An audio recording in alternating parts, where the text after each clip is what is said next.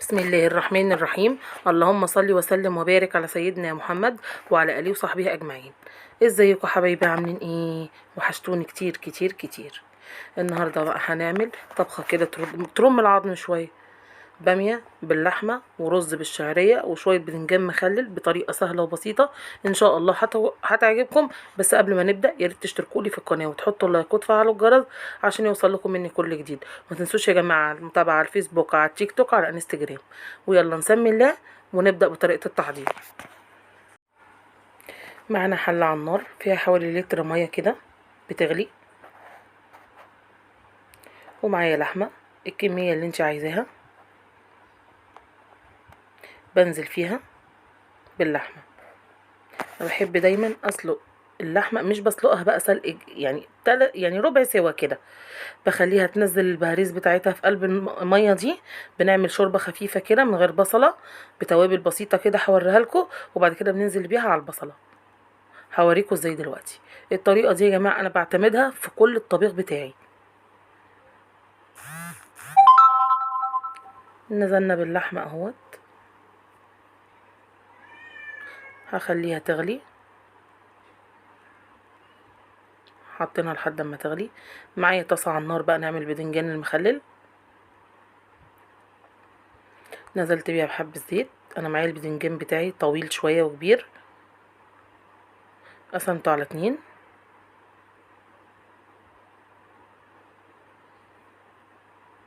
وبننزل بالكمية المناسبة للطاسة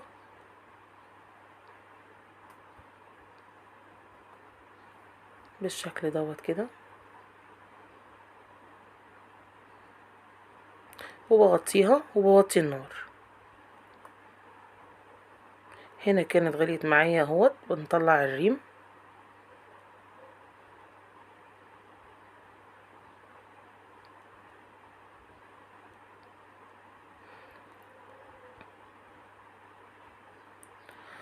بنتخلص من اي ريم من فوق الوش كده، بتشيليه بالمعلقة. بننكه بقى الشوربة بتاعتنا دي بتوابل بسيطة زي لوري وحبهان ومكعب مرق الدجاج. لو حابة تعملي شوربة وتاخدي من الشوربة على الطبيخ، ناقصها بس البصل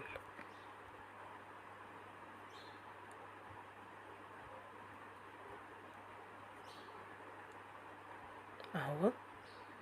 نقلبها بقى ونوطي النار ونسيبها بقى ايه تستلق كده براحتها على نار هاديه. هنا اهوت كانت. نقلب بقى البدنجان بتاعنا.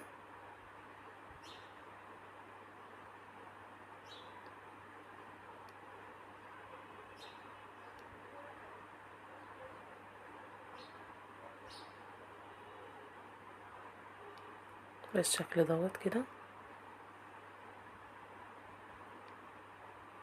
انا بحب يا جماعه البدنجان دايما المخلل بحبه مقلي. ليه؟ لينا فيه اكتر من المسلوق. تعالى بقى نعمل الخلطه بتاعتنا. معايا الكبه فيها حوالي راس توم كبيره، هنزل بيها بقرن فلفل اخضر،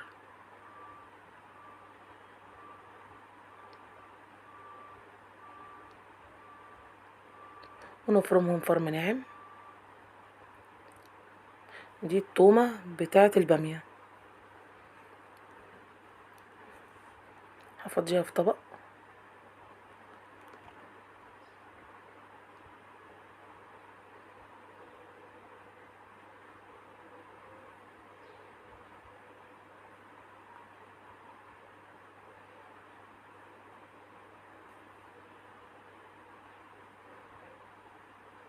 خدنا منها معلقتين على معلقه هريسه شطه، والباقي انا هركنه للباميه. على حبه ملح، على ليمونتين،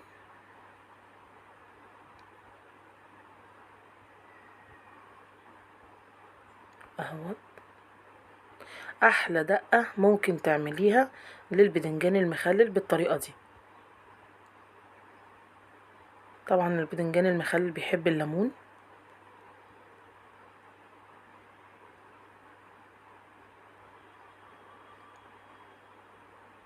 نقلبهم كلهم على بعض.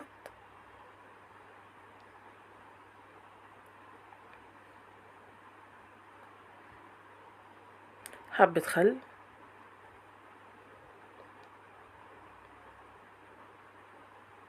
خلي بيخلي لونه ابيض، وتعتبر مادة حافظة لأي كمية بدنجان عندك تقعد أطول مدة في التلاجة.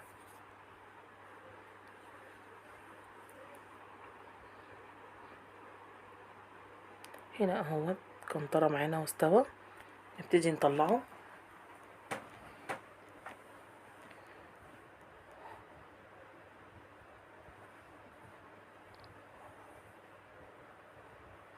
نحط بقى بقية الكمية،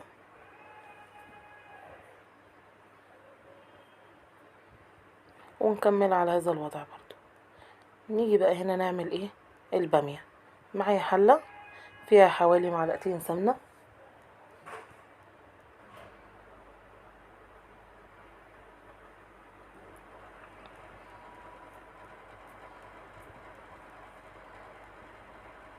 نسيبها تسخن على النار.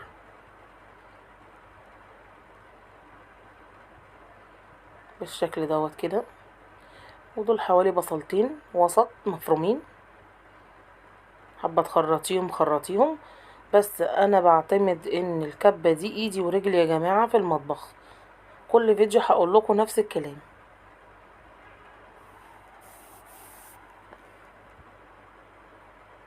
نقلب البصلة،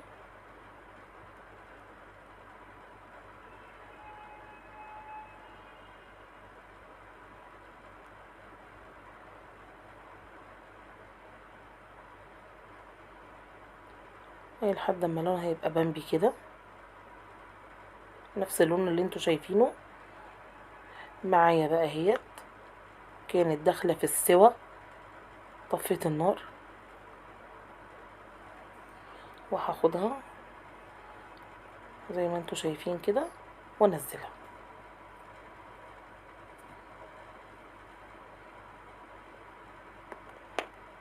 خطوه جميله جدا وتحفه، جربوها هتعجبكم قوي. انا بعتمد الخطوه دي في اي طبيخ بطبخه. قدامك بقى ايه؟ لوري حبهان تشيليه. اول ما هتغلي بقى وننزل بقى بالطماطم. ده كيلو من الطماطم مضروب في الخلاط ومتصفي.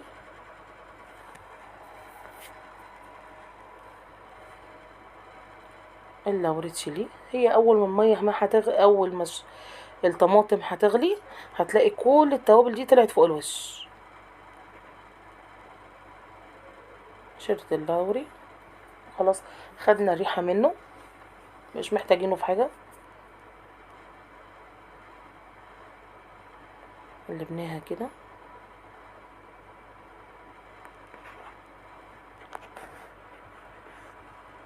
نبهر بقى فلفل اسود.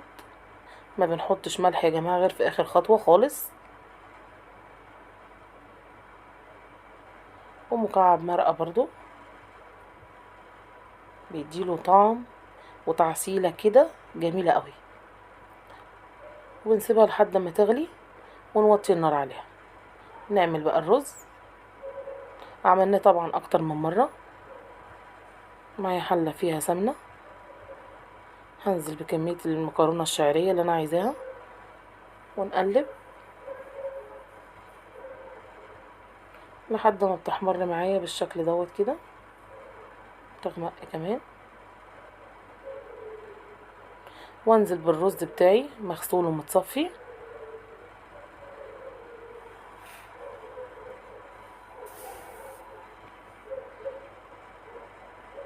ونشوحه.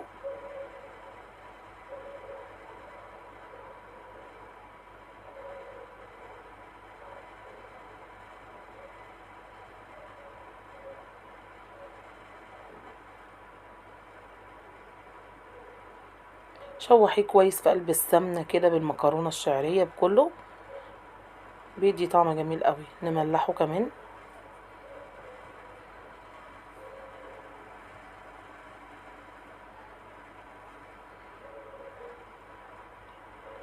احلى رز واجمل رز ممكن تعمليه بالطريقه دي. وانزل عليه بكمية المية المناسبة.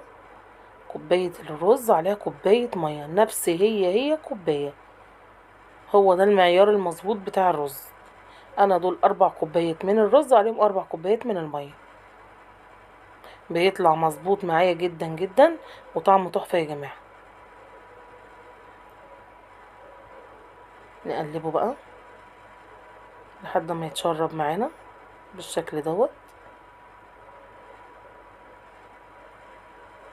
واول ما يتشرب نوطي النار ونغطيه ونسيبه يستوى على نار هادية حوالي ربع ساعة. اهم حاجة توطي النار خالص عليه.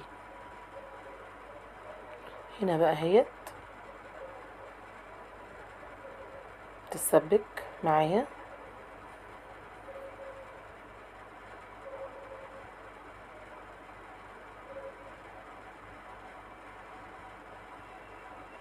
بنعمل اختبار للحمة، بنلاقيها اهي يعني 3/4 سوا بالظبط، يا دوبك على السوا بتاع البامية. دي البامية اللي احنا كنا مفرزينها مع بعض. طبعا اي خضار خلينا متفقين متفرز بيطلع من الفريزر على الحل على طول. بصوا لونها، هوريها لكم دلوقتي خضرة وجميلة ازاي. دي البامية دي انا مفرزاها معاكم يا جماعة، اللي ما اتفرجش على فيديو التفريز يا ريت يدخل ويتفرج. بقرون الفلفل اهيت بكله زي ما هي، لونها اخضر وطعمها تحفة، كأنك لسه جايباها ومقمعاها وعاملاها بالظبط كأنها فريش. بصوا لونها، انا عايزة اوريها لكم اهيت.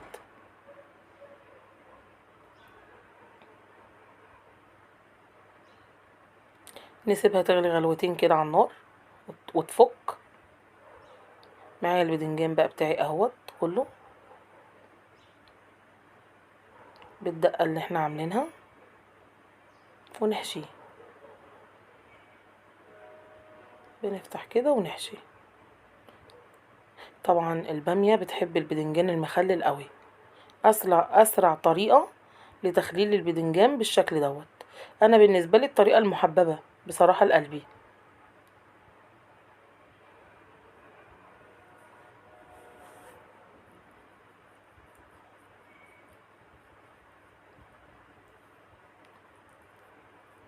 حشينا كل الكمية اللي معايا اهوت. هنزل بقى ببقية التحديقة دي او الدقة دي كده فوق الوش.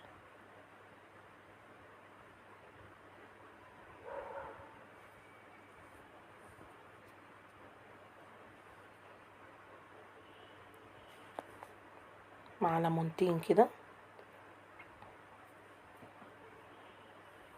وكده طبق البدنجان بتاعنا خلاص. تاكليه على طول متحدق من بره ومن جوه وطعمه تحفه يا جماعه. جربوه على الطريقه دي هيعجبكم قوي. وزينيه كده بقشر الليمون. اهو الطبق بتاعنا هنا اهيت ابتدت كانت بتغلي وبتتفكك. بصوا لونها، انا كل ده بقلب وبقول لكم عشان تشوفوا لونها. وقرون الفلفل دي برضو انا مفرزاها بيهم. ناخده بقى التومه،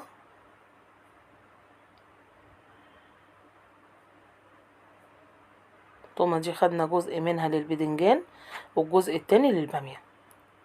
واول ما تغلي معانا نوطي النار ونسيبها تستوي على نار هاديه. هنا اهيت كانت استوت معانا، بوريكم في المرحله دي بقى نملح. اللحمه كانت استوت معانا والباميه.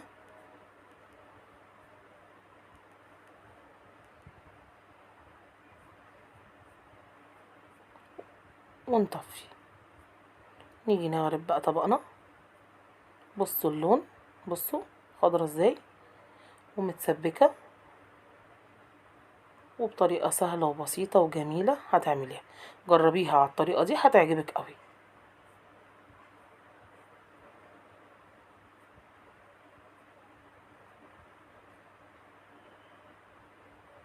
وهنا الرز اهوت كان خلاص برضو هنغرف.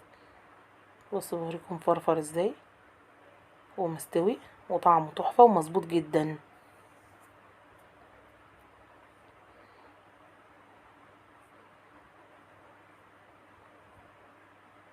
اهو بصوا ومستوية هي الدايبة والرز، واللحمة برضو مستوية ودايبة خالص وطعمها تحفة. انا بحب البامية بالطريقة دي جدا جدا جدا. وادي البدنجان بصوا ابتدى يقلب بقى لونه يبقى موف كده من الليمون والخل ويتشرب في ملحه وطعمه تحفة قوي. ايه رأيكم بقى؟ بألف هنا وشفا على قلبكم وقلبنا. وده الشكل النهائي بتاع الاكل بتاعنا. يا رب يكون عجبكم، ولو عجبتكم الوصفه بتاعتي يا ريت تجربوها. ما تنسوش بقى تشتركوا في القناه وتحطوا اللايك وتفعلوا الجرس عشان يوصل لكم مني كل جديد. ويا ريت يا جماعه المتابعه على الفيسبوك على التيك توك وعلى الانستجرام. والسلام عليكم ورحمه الله وبركاته.